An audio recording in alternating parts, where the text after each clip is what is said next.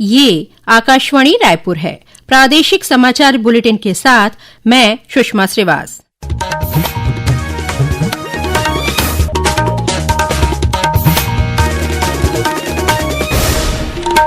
और अब पेश है आज के मुख्य समाचार। शिक्षा विभाग स्पेशल एजुकेटर की 100 पदों पर करेगा सीधी भर्ती। आज मंत्री परिषद की बैठक में दी गई मंजूरी। राज्य के नवनियुक्त मुख्य सचिव विकासशील ने आज कार्यभार ग्रहण किया। राज्य सरकार ने 14 आईएएस अधिकारियों के प्रभार में फेरबदल किया। और बस्ता दशहरा के तहत आज निशा यात्रा की रस्म अदा की जाएगी। अब समाचार विस्तार से। राज्य का शिक्षा विभाग स्पेशल एजुकेटर की 100 पदों पर सीधी भर्ती करेगा। यह भर्ती चयन परीक्षा के बजाय मेरिट के आधार पर की जाएगी। इस बात की मंजूरी आज मुख्यमंत्री विष्णुदेव साय की अध्यक्षता में मंत्रालय में हुई राज्य मंत्री परिषद की बैठक में दी गई। बैठक में लिए गए निर्णयों की जानकारी देते हुए उप मुख्यमंत्री अरुण साव ने बताया कि इस भर्ती के लिए शिक्षा विभाग के भर्ती नियमों में एक बार के लिए छूट प्रदान करने का निर्णय लिया गया है। स्पेशल एजुकेटर के पदों पर सीधी भर्ती हेतु स्कूल शिक्षा विभाग के भर्ती एवं पदोन्नति नियम 2019 के प्रावधानों में एक बार के लिए छूट प्रदान करने का निर्णय लिया गया। यहाँ यह उल्लेखनीय है कि वित्त विभाग द्वारा शिक्षा विभाग को राज्य में 100 स्पेशल एजुकेटर की भर्ती की अनुमति दी गई है। शिक्षा विभाग की भर्ती नियम 2019 को शिथिल करते हुए स्पेशल एजुकेटर के पदों पर सीधी भर्ती चयन परीक्षा के स्थान पर एक बार के लिए मेरिट के आधार पर करने का अनुमोदन किया गया। मंत्री परिषद ने राष्ट्रीय दिव्यांगजन वित्त और विकास निगम की 24 करोड़ 50 लाख रुपए से अधिक की बकाया ऋण राशि एक मुश्त वापस किए जाने का भी निर्णय लिया गया। आज मंत्री परिषद की बैठक में मुख्य सचिव पद से सेवानिवृत्त हो रहे 1989 बैच के भारतीय प्रशासनिक सेवा के अधिकारी अमिताभ जैन को विदाई दी। वहीं नवनियुक्त मुख्य सचिव विकासशील का स्वागत किया गया। राज्य के नवनियुक्त मुख्य सचिव विकासशील ने आज कार्यभार ग्रहण कर लिया है। विकासशील छत्तीसगढ़ के 13वें मुख्य सचिव बने हैं। इसके पहले वे एशियन डेवलपमेंट बैंक मनीला में कार्यकारी निदेशक के पद पर पदस्थ थे। श्री विकासशील भारतीय प्रशासनिक सेवा के 1994 बैच के अधिकारी हैं। राज्य सरकार ने 14 आईएएस अधिकारियों के प्रभार में फेरबदल किया है। रेणु जी पिल्ले को छत्तीसगढ़ व्यावसायिक परीक्षा मंडल के अध्यक्ष के पद पर पदस्थ करने के साथ ही माध्यमिक शिक्षा मंडल के अध्यक्ष का अतिरिक्त प्रभार सौंपा गया है। वहीं सुब्रत साहू को छत्तीसगढ़ प्रशासन अकादमी का महानिदेशक बनाया गया है। इसके साथ ही उन्हें राजस्व मंडल के अध्यक्ष का अतिरिक्त प्रभार भी सौंपा गया है। डॉक्टर रोहित यादव जनसंपर्क विभाग के सचिव बनाए गए हैं। वहीं सोनमणि बोरा को उनके वर्तमान प्रभार के साथ विज्ञान और प्रौद्योगिकी विभाग का अतिरिक्त प्रभार सौंपा गया है। शहरों को स्वच्छ और सुंदर बनाने प्रदेश के 14 नगरीय निकायों के बीच समझौता ज्ञापन पर हस्ताक्षर किए गए हैं। उप मुख्यमंत्री अरुण साव की मौजूदगी में नवा रायपुर में आयोजित कार्यक्रम में संबंधित नगरीय निकायों के महापौर अध्यक्ष, आयुक्त और सीएमओ ने एमओयू पर हस्ताक्षर किए। इस कार्यक्रम में प्रदेश की सभी 192 नगरीय निकाय वर्चुअल रूप से जुड़े। इस अवसर पर नगरीय प्रशासन विभाग द्वारा स्वच्छ शहर जोड़ी संवाद का आयोजन किया गया। स्वच्छ शहर जोड़ी अभियान के तहत स्वच्छ भारत मिशन शहरी के अंतर्गत स्वच्छ सर्वेक्षण में उत्कृष्ट प्रदर्शन करने वाले शहर अपने अनुभव उन शहरों में साझा करेंगे जिनका प्रदर्शन स्वच्छ सर्वेक्षण में अपेक्षा के अनुरूप नहीं रहा। इसके लिए मेंटोर शहर और मेंटी शहरों द्वारा एमओयू पर हस्ताक्षर करने के साथ ही आगे के रोड मैप पर चर्चा की गई। कार्यक्रम में उप मुख्यमंत्री ने आरडीएफ ट्रैकिंग पोर्टल, व्हाट्सएप चैटबॉल और स्वच्छता लीग के हिंदी टूल किट लॉन्च किया।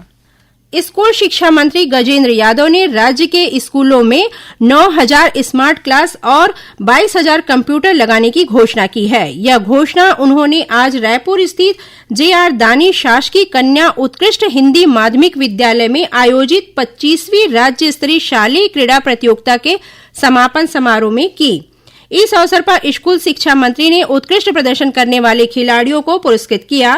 4 दिवसीय इस प्रतियोगिता में प्रदेश के विभिन्न जोन से आए खिलाड़ियों ने hockey, football, basketball, soft tennis, roller skating और साइकिलिंग जैसे खेलों में अपनी प्रतिभा का प्रदर्शन किया।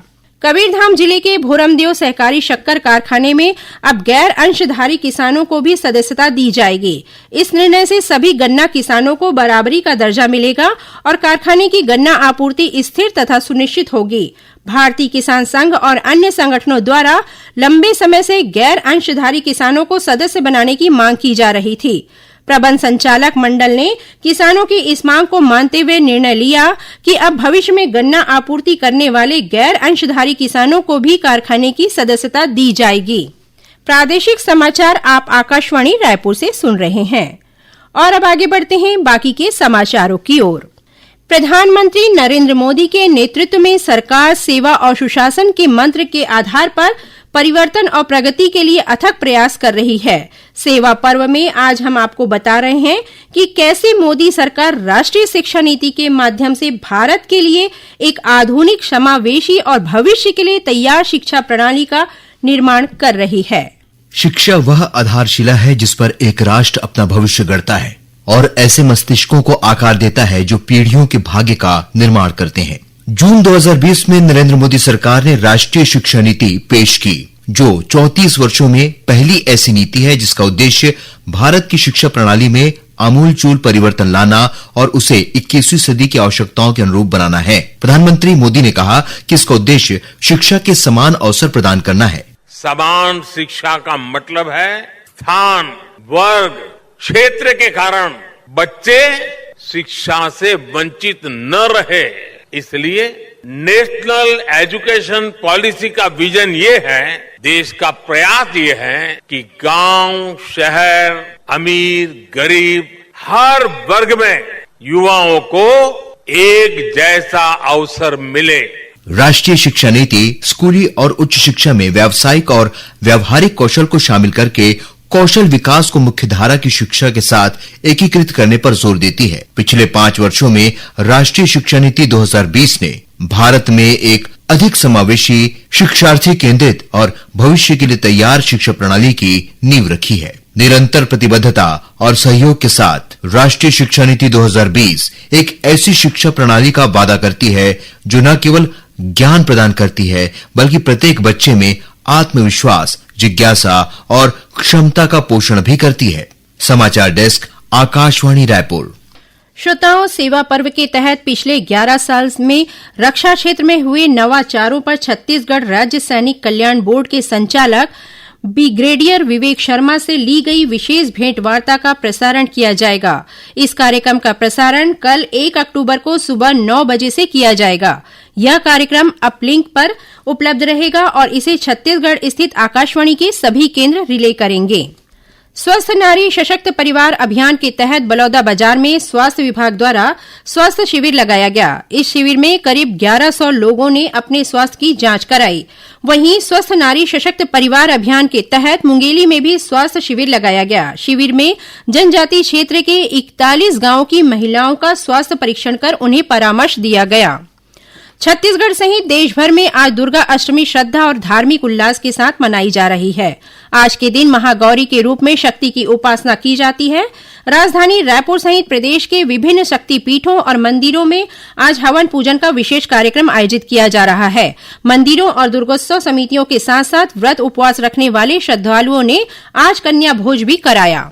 विश्व प्रसिद्ध बस्तर दशहरा के तहत आज निषाद यात्रा की रस्म अदा की जाएगी। परंपरा के अनुसार मध्यरात्रि को राज परिवार के सदस्य कमलचंद भंजदेव मां दंतेश्वरी मंदिर में विशेष पूजा अर्चना के बाद माउली माता मंदिर पहुंचेंगे। इसके बाद वे जगदलपुर के अनुपमा चौक के पास स्थित निशागुड़ी जाएंगे। बस्तर दशहरा में कल माउली पर घाव की रस्म होगी। इससे पहले कल शाम फूल रथ की 6वीं और अंतिम परिक्रमा संपन्न हुई। राज्य सरकार ने छत्तीसगढ़ी फिल्म बलिदानी राजा गुरु बालक दास को छत्तीसगढ़ में कर मुक्त करने की घोषणा की है। कल रायपुर स्थित अंबुजा मॉल के सिनेमाघरों में मुख्यमंत्री विष्णुदेव साय ने बलिदानी राजा गुरु बालक दास फिल्म देखी। इस अवसर पर विधानसभा अध्यक्ष डॉ रमन सिंह, कैबिनेट मंत्री गुरु खुशवंत साहेब सहित अनेक जनप्रतिनिधि उपस्थित थे। और अब पेश है मौसम का हाल। मौसम विभाग ने अगले 4 दिनों तक दक्षिण और मध्य छत्तीसगढ़ के कुछ जिलों में भारी बारिश होने की चेतावनी दी है। मौसम वैज्ञानिक डॉक्टर गायत्री वाणी ने बताया कि इस साल प्रदेश के 26 जिलों में सामान्य बारिश हुई है। नए सिस्टम के चलते प्रदेश के कई स्थानों पर बारिश के आसार हैं। वहीं आज राजधानी रायपुर सहित प्रदेश के कई जिलों में तेज बारिश हुई। अब कुछ समाचार संक्षेप में। जांजगीर चांपा जिले की 2 पंचायत सचिव को पीएम आवास योजना और वित्तीय अनियमितता के आरोप में जिला पंचायत सीईओ गोकुल रावटे ने निलंबित कर दिया है। इनमें कर्रा गांव के सचिव बुधराम कश्यप और लछनपुर गांव के सचिव रमा शंकर कश्यप शामिल हैं। बालोद पुलिस ने एक चिटफंड कंपनी के डायरेक्टर को उत्तर प्रदेश से गिरफ्तार किया है। आरोपी वर्ष 2015 से फरार था। और राजनांदगांव जिले के परराम टोला के पास महतारी एक्सप्रेस में महाराष्ट्र से लाई जा रही शराब की 16 पेटी जब्त की गई। इस मामले में पुलिस ने एम्बुलेंस चालक को गिरफ्तार किया है। अंत में मुख्य समाचार एक बार फिर।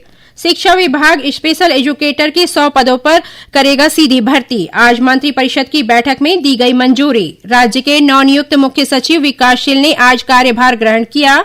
राज्य सरकार ने 14 आईएएस अधिकारियों के प्रभार में फेरबदल किया। और बस्ता दशहरा के तहत आज निशा यात्रा की रस्म अदा की जाएगी। इसी के साथ प्रादेशिक समाचार बुलेटिन समाप्त हुआ। नमस्कार।